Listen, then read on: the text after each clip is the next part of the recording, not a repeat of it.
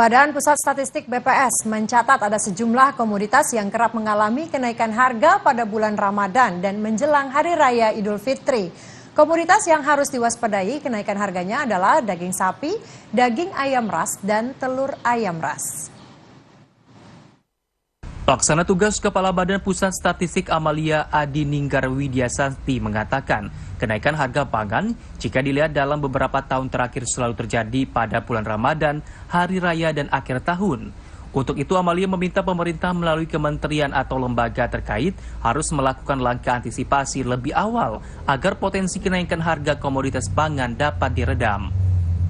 Lebih lanjut, Amalia mengatakan jika dilihat secara historis dalam 3 tahun terakhir, komoditas pangan yang menjadi penyumbang inflasi cukup tinggi yaitu daging ayam ras, telur ayam ras, dan daging sapi.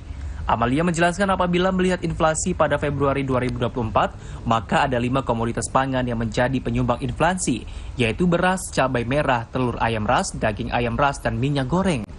Komoditas beras menjadi penyumbang terbesar inflasi Februari 2024, yakni 5,32%, di mana kenaikan harga beras terjadi di 140 kabupaten kota.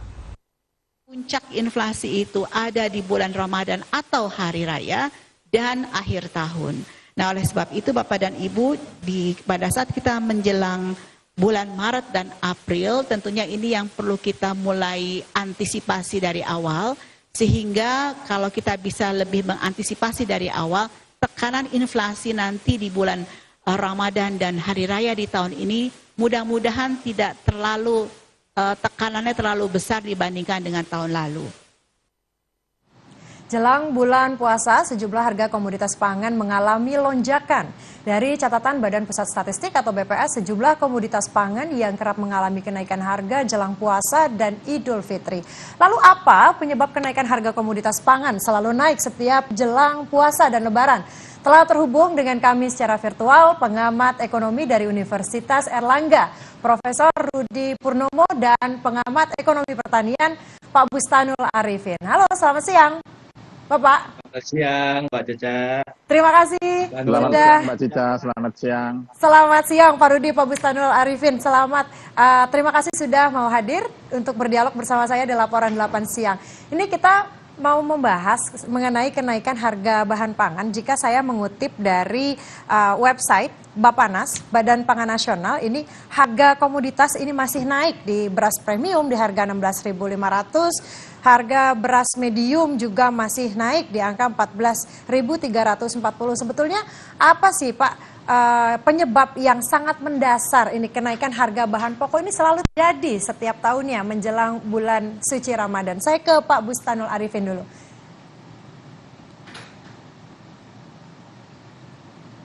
Ya Pak.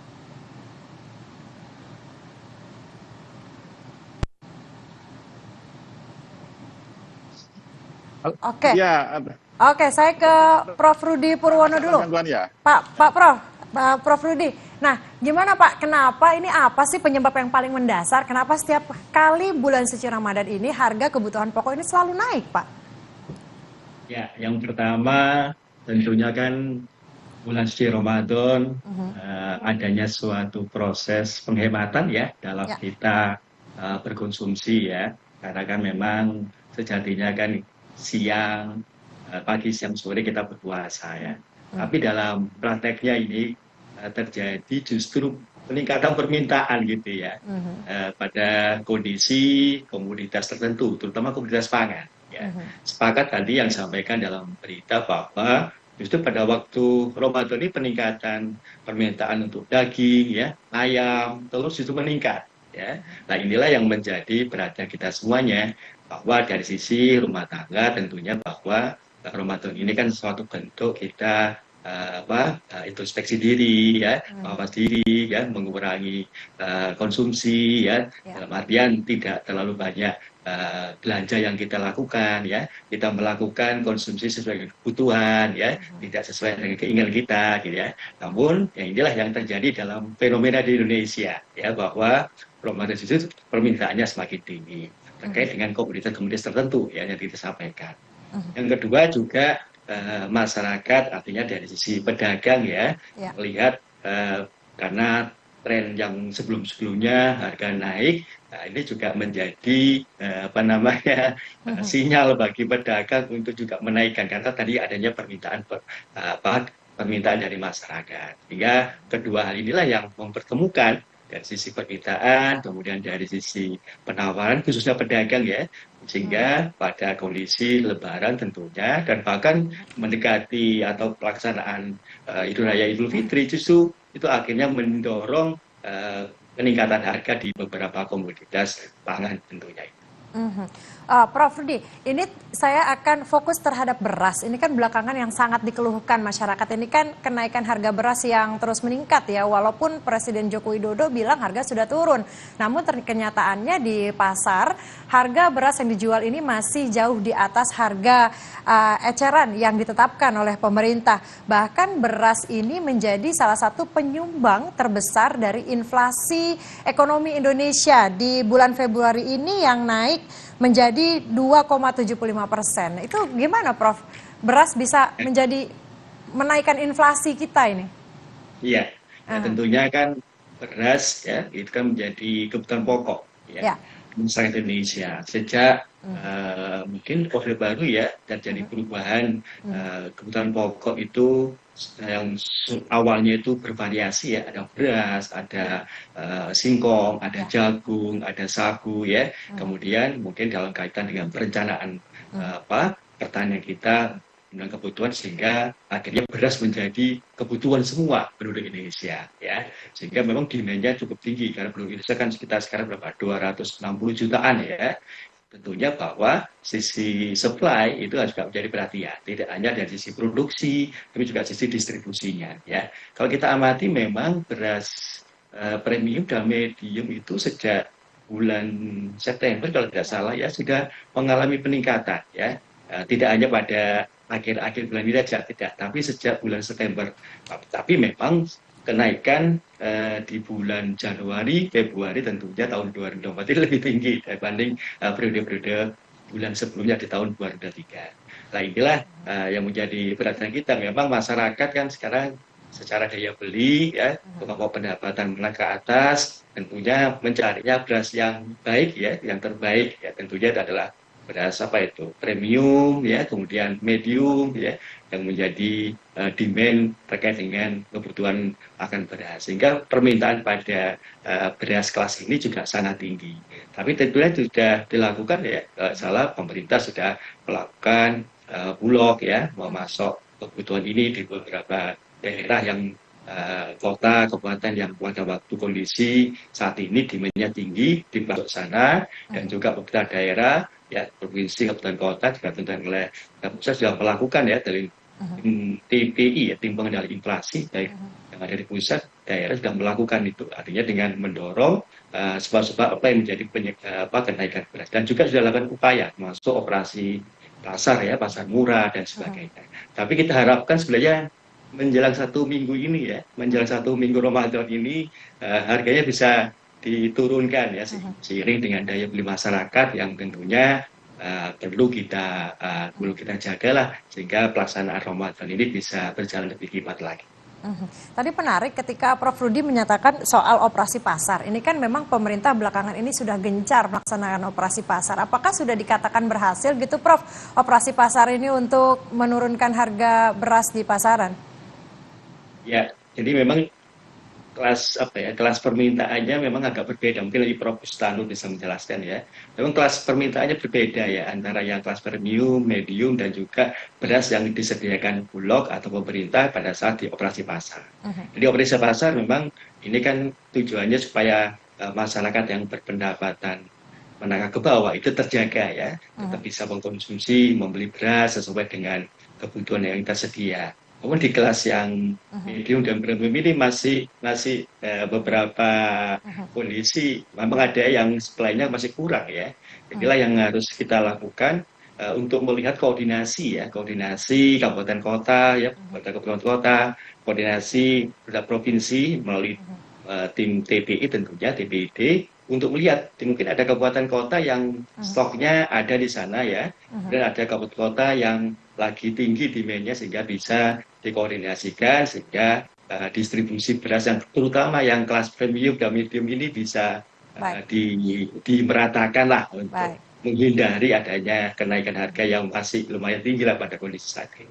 Baik. Kalau gitu saya akan berpindah sebentar ini ke Pak Bustanul Arifin. Pak Bustanul, sebagai seorang pengamat ekonomi pertanian, ini kan banyak petani yang mengeluhkan bahwa stok beras sedikit ini karena adanya efek faktor El Nino yang terjadi di akhir tahun kemarin.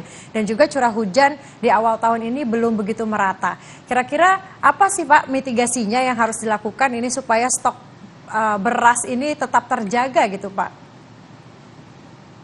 Baik, Mbak Cica, terima kasih. Tadi memang sudah sampai Pak Rudi benar. Jadi ada masalah di supply. Anda tadi menyebutkan El Nino benar.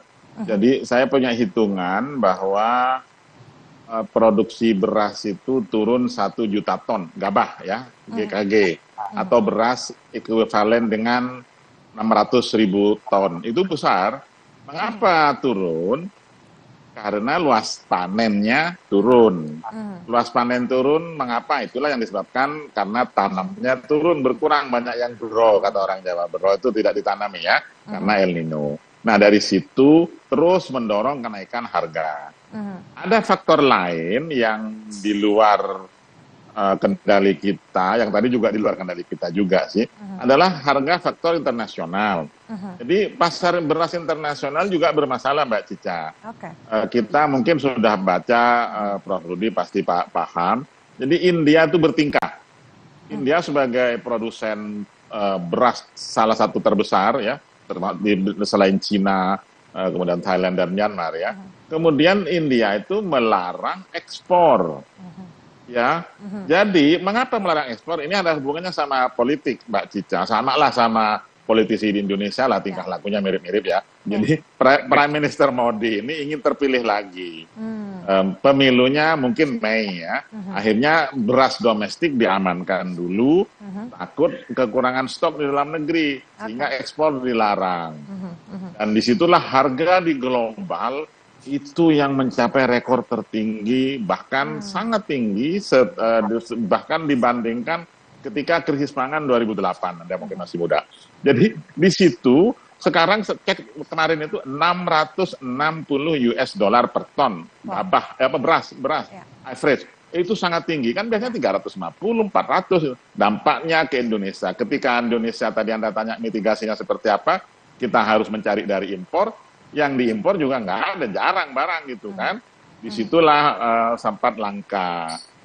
Langkanya di Surabaya saya yakin juga ada, Pak Rudi pasti paham, terutama di retail modern beras itu sempat langka.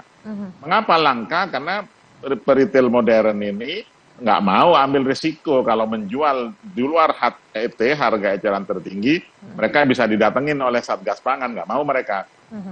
Sehingga diborong sama orang banyak, sama ibu-ibu. Nah, tapi di pasar lokal, Mbak Cica, di pasar tradisional, yang modern juga, pasar tradisional modern, itu tidak langka barang, tapi harganya 16.000, 17.000, beberapa tempat bahkan 18.000 gitu. Dan kita tidak ingin ini berketerusan. Nah, sekarang beberapa sudah mulai panen. Saya cek data terbaru untuk beras, Maret ini perkiraannya sudah mulai surplus ya. Surplus itu artinya neraca produksi lebih besar dari neraca konsumsi karena sudah mulai panen. April kemungkinan surplusnya lebih tinggi, bahkan sampai 2,3 juta ton. Nah, dari situ seharusnya harga mereda dong. Harusnya harga bisa dijinakkan lah gitu. Jadi bahkan dengan produksi yang tinggi, tadi Pak Rudi sampaikan kerjasama antar daerah surplus dan daerah minus. Ya, kalau Surabaya kan perkotaan nih, yang bertani jarang, tapi sebelahnya juga banyak ya. Kemudian kalau di Jakarta nggak ada barang, ya, orang Jakarta panennya di Tanjung Priok sana beras impor kan, itu barang. Dan dari situ kemungkinan sudah mulai mereda. Saya berharap ya mereda. Justru Mbak Cica saya khawatir bahan pangan yang lain. Bahan pangan yang lain itu kayak daging sapi, ya.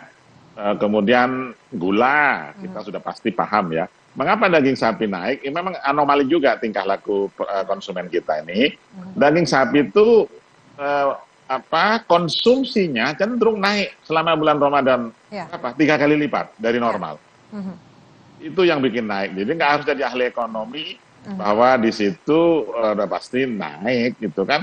Jadi kalau di ekonomi itu orang bertingkah laku kan kayak sesuai ya ekspektasi ya, atau orang sebut sebagai psikologi pasar. Kalau berpikir naik, akhirnya naik beneran, kira-kira gitulah. Itu yang menyebabkan itu yang harus diredam. Pak Bustano, tadi menarik ketika Anda bilang bahwa nantinya akan ada panen raya, artinya akan ada surplus stok beras di bulan-bulan depan. Nah, jika ada surplus dari produksi beras dalam negeri ditambah dari impor pemerintah yang saya baca ini ada pemerintah impor beras sebesar 2 juta ton, lalu dampaknya apa bagi petani? Ini berarti kan melimpah sekali stok beras kita.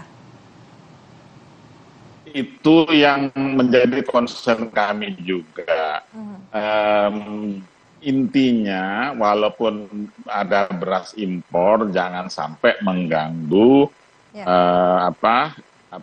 ekspektasi atau bahkan mungkin insentif bagi petani. Betul. Beras impor yang datang dan yang belum datang pada saat bulan panen masuk gudang. Itulah adanya gudang bulog, gunanya gudang bulog. Ya, jangan dilempar ke pasar. Ya, masuk gudang untuk apa? Untuk mengisi stok sampai nanti bulan bulan Juli Agustus ketika sudah mulai kemarau, itu yang harus mulai dilepas pelan-pelan stok tadi. Apa maknanya bahasa simpel saya ini? Manajemen stok is the key. Ya, stock management is the key itu. Jadi pengelolaan cadangan ini menjadi salah satu kunci. Nah, satu lagi dengan pengendalian melalui harga.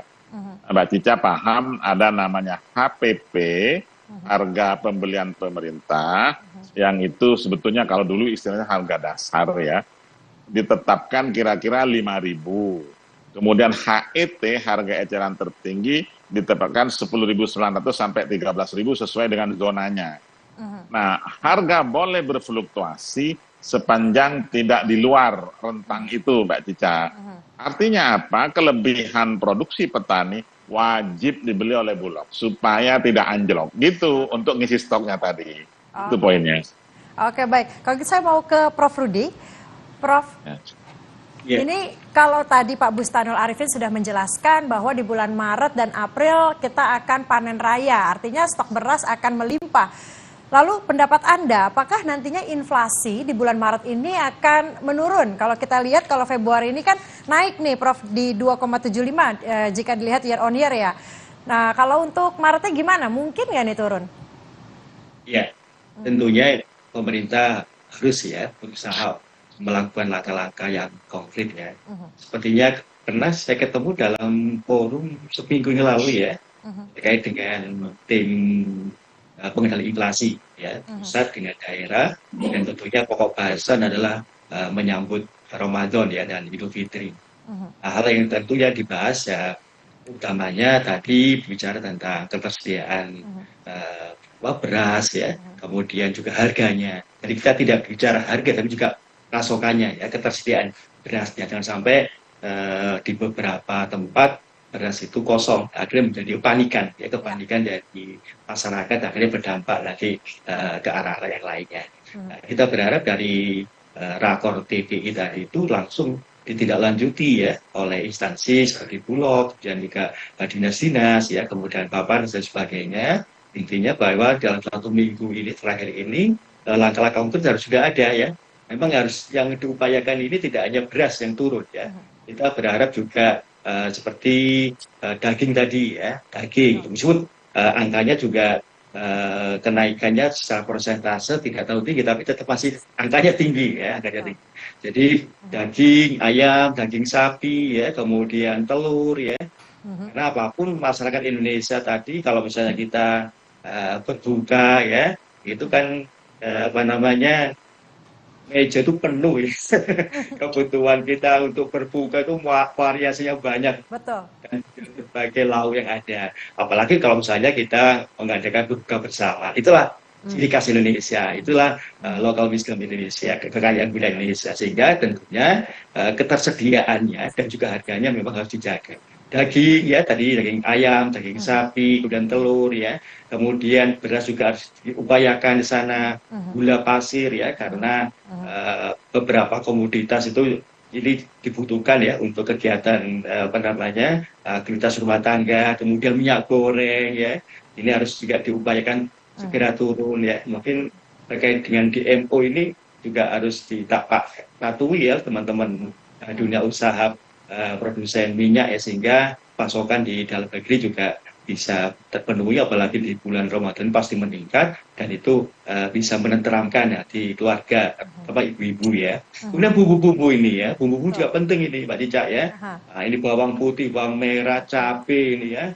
Apalagi kalau di Jawa Timur, Surabaya itu sukanya penyetan itu, waduh ini ya, banyak kebutuhan akan cabai. Mungkin daerah-daerah lain juga ada kekasan di sana. Nah tentunya semuanya harus terpantau dan dilaksanakan apa namanya hal yang sangat konkret untuk menjaga pasokan tentunya dan juga harganya, gitu ya.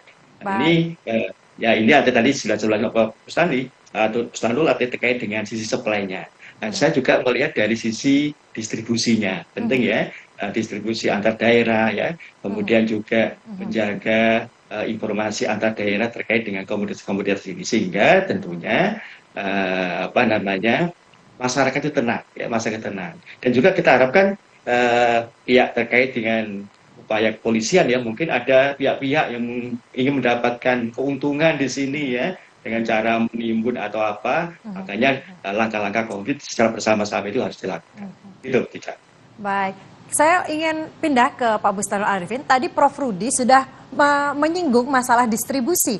Nah, Pak Bustanul, apa saja sih yang biasanya kendala yang sering ditemukan di lapangan, misal di tahap distribusi ini? Bagaimana memastikan tahapan distribusi ini tetap bisa dikendalikan dan bahan pokok pangan yang dibutuhkan masyarakat itu bisa cepat sampai ke konsumen? Baik, Mbak Cica. Pasti yang pertama adalah sarana prasarana, ya, jalan, jembatan, kemudian kelayakan kendaraan dan hal-hal lain yang berhubungan dengan supporting itu. Supporting itu termasuk kalau yang sembako nggak usah lah dikompas-kompasin gitu. Itu menjadi salah satu yang membuat harga bisa lebih tinggi. Kemudian saya berharap banyak daerah, baik provinsi maupun kabupaten kota yang punya inisiatif memberikan namanya subsidi ongkos angkut, SOA. Ya. Di subsidi ongkos angkut ini setidaknya bisa dinikmati secara tidak langsung oleh konsumen, tapi secara langsung oleh perusahaan angkutan. Subsidi ongkos angkut ini bentuknya kira-kira dijamin atau ada pengurangan ya, misalnya dari Sukabumi ke Jakarta, ya itu kalau ada tambahan sampai 1.000 atau 2.000 rupiah, setidaknya itu per kilogram ada subsidi lah supaya harganya nggak jauh-jauh, dan itu bisa didaftarkan kepada daerah, baik daerah produsen maupun daerah konsumen. Kemudian yang kedua, kerjasama antar daerah.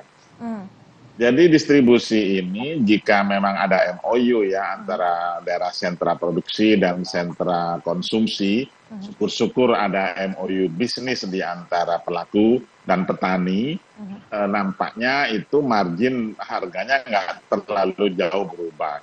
Mungkin yang masih agak sulit adalah yang antar pulau, Pak Cica. Ya. Barang dari Surabaya banyak yang mengalir ke Indonesia Timur. Dan di Indonesia Timur itu memang, makanya tadi saya katakan untuk harga eceran tertingginya juga berbeda di sana. Ya, harga eceran tertinggi. Dan itu juga yang perlu dipertimbangkan.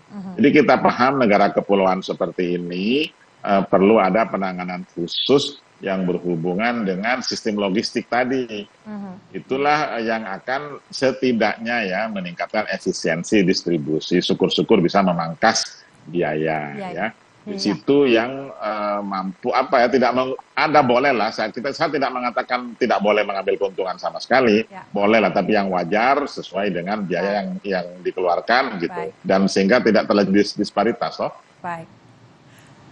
Baik Pak Bustanul, kalau gitu saya closing statement Pak Bustanul nih, yakin nggak kalau pemerintah ini akan berhasil menstabilkan harga bahan pokok jelang bulan Ramadan? Baik, terima kasih. Bagaimana kalau dibalik? Bagaimana caranya supaya pemerintah dan tim bisa berhasil gitu? Oke. Jadi kita bantu, kita awasi secara baik. Kalau sampai ada penyimpangan, kita ikut teriak seperti itu. Oke. Jadi kalau tidak seperti itu, kalau tidak di-set target, nanti khawatir bisa leha-leha. Di-set target kan, saya tahu di Kementerian Dalam Negeri yang rapat mingguan yang dipimpin langsung oleh Pak Mendagri itu nggak main-main terhadap pimpinan daerah yang tidak bisa menstabilkan hal ini gitu. Apalagi yang PLT ya, PJ ya, PJ kan gampang dicopot tuh. Taruhannya memang jabatan gitu menurut saya, karena ini menyangkut hajat hidup orang banyak, kebetulan memang hari raya umat Islam, mohon tidak main-main dengan kondisi yang seperti sekarang gitu. Betul. Kalau Prof. Rudi, Prof, untuk closing statement saya ingin bertanya, apakah singkat saja Prof, apakah inflasi di bulan Maret mendatang ini akan aman dan harga bahan pokok akan stabil di pasaran? Ya, tentunya juga sama ya, dengan apa yang disampaikan Prof. Bustanul. Apa yang dilakukan oleh pemerintah dalam rangka menjaga inflasi ini dalam kondisi yang rendah dan stabil ya. Tentunya tim pengendali inflasi pusat, provinsi, kabupaten kota ya, ini terus melakukan langkah-langkah yang sangat konkret untuk menjaga harga-harga khususnya menjelang Ramadan dan Idul Fitri ya. Tentunya ini kan koordinasi yang dan dilakukan ini kan juga perlu dukungan ya. Dan semuanya termasuk media ya, artinya menyampaikan bahwa ya mungkin ada daerah yang mengalami kenaikan harga ya. Tapi pada intinya kita lihat secara keseluruhan kan harus lebih fair gitu ya kita ya. Artinya masyarakat mengetahui memang pada saat ini adanya Ramadan ini ada perubahan dari kebiasaan budaya Indonesia yang akhirnya kebutuhan yang seharusnya itu diutamakan, ternyata mungkin keinginan lebih diutamakan sehingga demandnya agak tinggi. Tapi tentunya bahwa pasokan yang ada di masyarakat untuk semua kebutuhan yang dibutuhkan khususnya oleh ibu rumah tangga pada saat ini dan ke depan ini, dan juga harganya itu menjadi perhatian kita semuanya. Ya. Kita berharap pasokannya ada, tidak ada kekurangan, harganya pun juga tidak terlalu tinggi, dan kita juga siap menyambut Lebaran ini dengan baik, dengan khidmat, dan tentunya juga kita berharap petani pada bulan Maret, April pada saat panen raya juga menikmati bagian dari hasil produksi petani mereka. Keseimbangan yang harus kita jaga, gitu ya. Baik, terima kasih atas dialog siang ini untuk Pak pengamat ekonomi Profesor Rudi Purwono dan juga pengamat ekonomi pertanian Pak Bustanul Arifin. Terima kasih sudah bergabung bersama saya di Laporan 8 Siang. Terima kasih Pak. Terima kasih.